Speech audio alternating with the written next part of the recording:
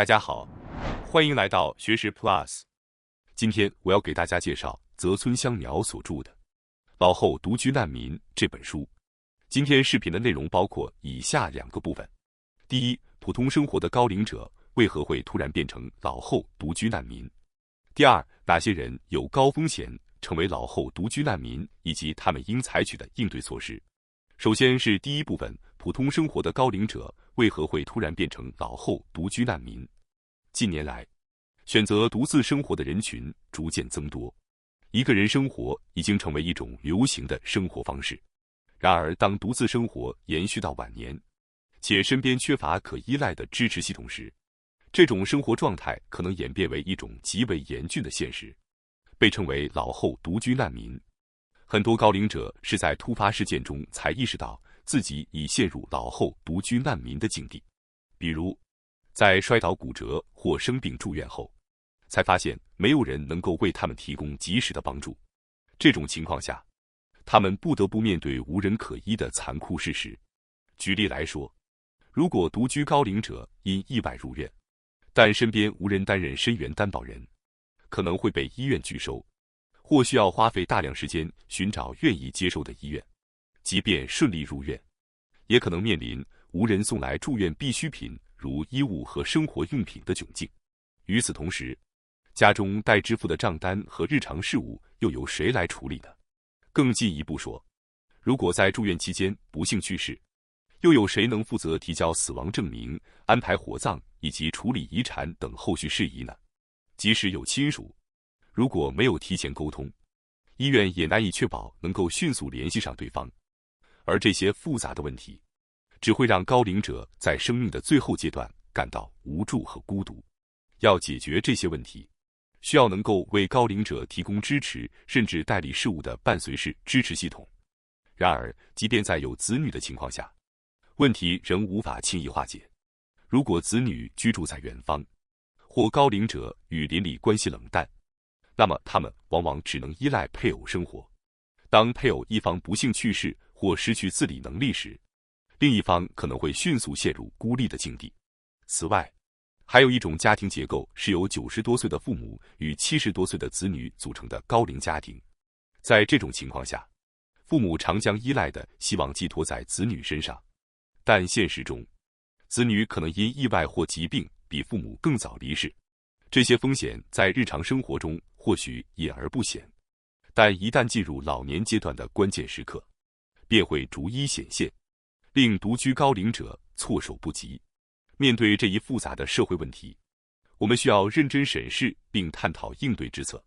以帮助更多人安然度过老年阶段。谈到支持高龄者的公共制度，许多人首先会想到日本的护理保险制度。然而，这一制度是否足以保障高龄者的安心生活，仍然值得深入探讨。护理保险制度自2000年在日本开始实施，其设计初衷是建立在高龄者拥有家人陪伴的前提下，目标是通过引入外部服务减轻家庭成员的照护负担，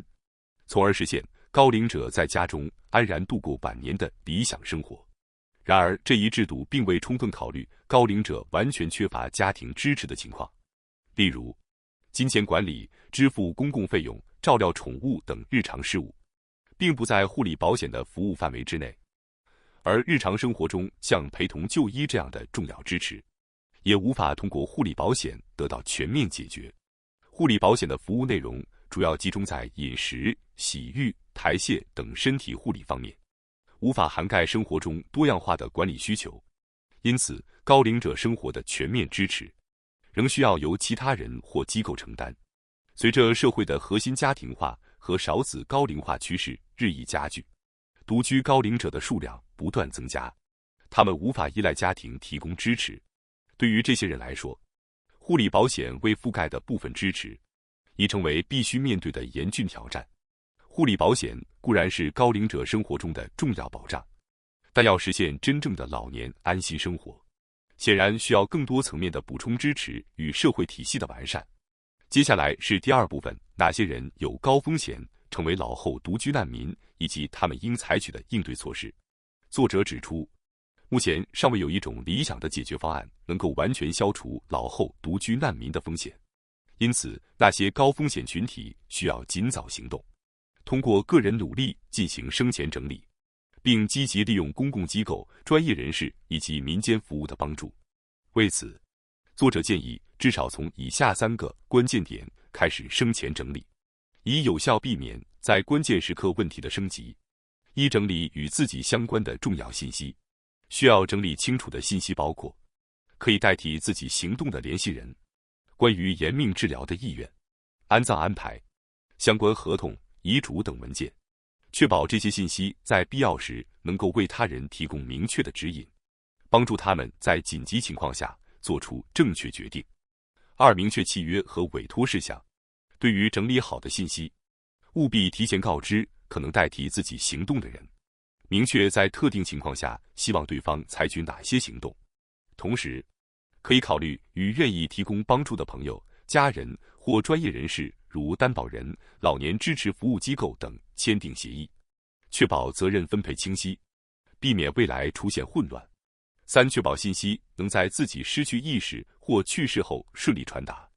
为了防止在失去意识或去世后信息无法传递给他人，需要提前做好安排，确保相关信息能通过合适的渠道和方式，及时传达到需要知情的人手中。虽然这些准备工作可能让人感到无从下手，但可以选择一个明确的时间点开始。例如，可以在60岁时整理个人信息，或在退休时进行契约与委托的明确化。即使只是决定从何时开始准备，这也是迈出的重要一步。如果不知道从哪里入手，可以先从第一步整理个人信息开始，这不仅能够减轻自己的负担，还能为周围的人提供帮助。如果不知道如何整理，可以参考人生中末期记录笔记及 Ending Note 这一工具，它能帮助理清整理的信息内容。Ending Note 是一本记录个人关于人生中末期愿望和意愿的笔记，它能在您失去意识或去世时，为亲朋或医院工作人员提供指引，成为他们在关键时刻的重要参考工具。通常 ，Ending Note 包括以下内容：关于延命治疗或缓和医疗的意愿、葬礼安排和墓地的选择、财产的分配方式、给重要人物的留言。Ending Note 没有固定的格式，可以选择用笔记本或电脑文件进行整理。然而，仅仅写下这些内容并不够，如果没有妥善保管，关键时刻可能会无法发挥作用。为了确保这些信息在紧急情况下能够被及时发现，建议将 Ending Note 的存放位置和重要联络方式记录在纸条上，放入钱包中。这样，当需要急救时，急救人员会带走钱包，医院工作人员也能快速获取相关信息。事实上，是否做好这些安排，可能直接决定您是否会成为老后独居难民。通过提前准备，您可以为未来的突发情况做好充分准备。关于延命治疗的希望，通常是许多人难以明确的问题。对此，作者建议参与预立医疗照护计划，这是指在发生突发情况前，提前考虑自己希望接受的医疗和照护方式，并与家人或医疗专业人士多次沟通和共享信息。日本厚生劳动省也鼓励开展这一计划。参与此计划可以帮助您明确自己的意愿，进而确保自己未来能接受符合意愿的医疗和照护，同时也能减轻家人在无法做出决策时的心理负担。如果您的意愿明确，家人就能依照您的意愿做出决策，而不必背负遗憾或罪恶感。在进行预立医疗照护计划时，您将面临一些需要深思的问题，如希望如何度过晚年，希望接受什么样的医疗和照护。这些思考和自我反省有助于具体化自己的愿望，并与亲密的人共享。如果对缓和医疗或延命治疗等方面存有疑问，可以随时向医疗从业者咨询，收集信息，帮助做出更合适的决策。为了让未来的老后独居不那么孤单，作者认为，与邻里和社区保持联系至关重要。通过积极参与社会活动，不仅可以利用金钱寻求民间高龄者支持服务机构的帮助，还能通过互帮互助与周围人建立联系，形成新的支持网络，特别是对于身体和精神状态较好，仍能工作或参与志愿活动的高龄者，不仅要考虑自己作为受助者的角色，也可以主动成为帮助他人的志愿者。例如，近年来民政志愿者的人员短缺问题已变得日益严重。如果你以民政志愿者身份参与志愿活动，不仅能够切实感受到老年人面临的具体问题，还能从中获得对自己老后生活的深刻启示。加入兴趣小组或社团也是一种很好的方式。无论是工作、志愿活动还是兴趣爱好，始终拥有一个可以经常露面的地方是非常重要的。这样，如果发生意外，周围人可能会第一时间注意到您的异常，及时关心您的情况。在当前情况下，